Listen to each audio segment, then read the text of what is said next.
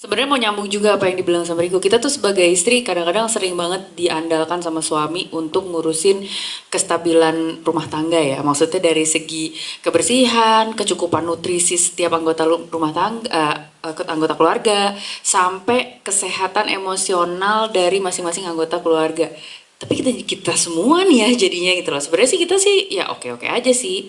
Cuma ya itu bener banget kalau misalnya ibu lagi perlu absen gitu ya, lagi sakit, lagi berhalangan, atau lagi tumbang karena fisiknya lagi keok, ataupun misalnya ibu tuh lagi perlu keluar kota, lagi nggak ada di tempat, itu tuh rumah gimana tuh? Di rumah tuh pincang banget. Itu suami kalau ditinggalin sama anak, apa namanya, berapa jam aja jalan-jalan, udah nanyain udah lewat 3 jam, udah di mana nih bunda, udah belum udah selesai belum kerjaannya bunda.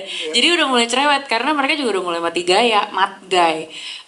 Ternyata fungsi ibu, fungsi istri adalah juga menjadi MC di keluarga mungkin ya. Betul. Jadi menjaga rundown dan kegiatan dan juga entertainment keluarga, mungkin itu juga. Yang pasti pesan-pesan aku buat ibu-ibu yang ada di luar sana kali ya.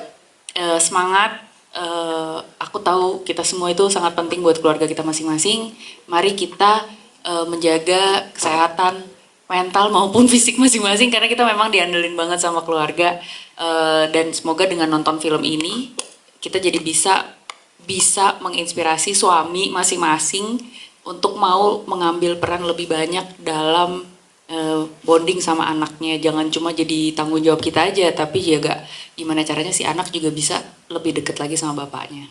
Seneng banget dan akhirnya kita di sini excited banget karena kita dapat kesempatan untuk kolaborasi sama Howiding, sutradara yang tidak dari tanah air sendiri. Tapi the best, the best, keren banget. Dan walaupun kita berbeda bahasa, tapi proses syuting juga lancar sekali.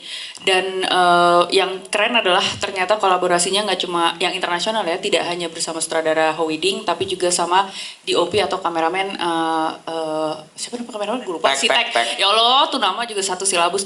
Tek. Tek itu juga dari Singapura.